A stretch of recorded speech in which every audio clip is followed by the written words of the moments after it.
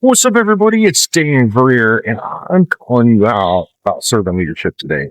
So, one of the things I want to chat a little bit about is being a servant leader and kind of what that means, and asking you, are you doing it? So, uh, first thing is like, what is a servant leader? What does it mean to be a servant leader? Well, to me, it means that you put other people not necessarily like in front of you, but you're taking care of them while you're taking care of yourself.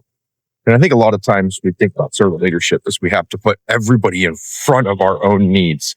Oh, I have to make sure they do better than I do. I have to make sure that they're getting more than I'm getting. I have to make sure that I'm taking care of them. And well, yeah, it's important to think about other people.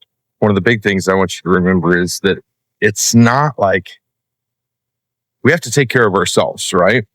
If we're not taking care of ourselves, we can't serve anybody else. We can't be that servant leader. We can't do any better. And so I really encourage you guys today to take advantage of that, right? So like make sure that you fed yourself, that you're spiritually nourished, that you're growing personally so you can help other people grow.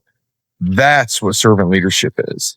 It doesn't mean that you put everybody in front of you. It means that you're not just looking out for yourself and that you're serving them as you grow, right? Jesus was a great example of this.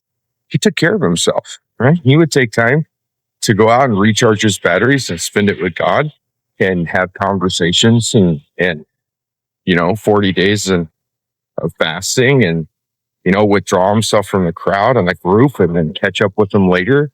He needed that. He was taking care of himself so that he could serve others, so he could serve himself better, and so he could serve them and his people, his followers. Because guess what?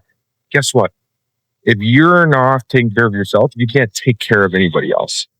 On the plane when they are doing their little debriefing, that you always hear this: if you're flying with small children, make sure you take care of yourself before you take care of them. Because as a parent, it's our natural instinct to always put our kids first, right? And as a leader, it's not necessarily our instinct to put other people first, but sometimes we do. Some of us do. Like, I'm gonna be real honest with you. Sometimes my wife gets a little aggravated with me because I'm always putting other people first, and I'm not necessarily taking care of myself. And for a while, I didn't understand what she was talking about. The more I thought about it, the more I got it. If I'm not spiritually recharged, if I'm not in the right place, I can't help my team grow. And so that's the first step to servant leadership, is making sure you're in the right spot. All right.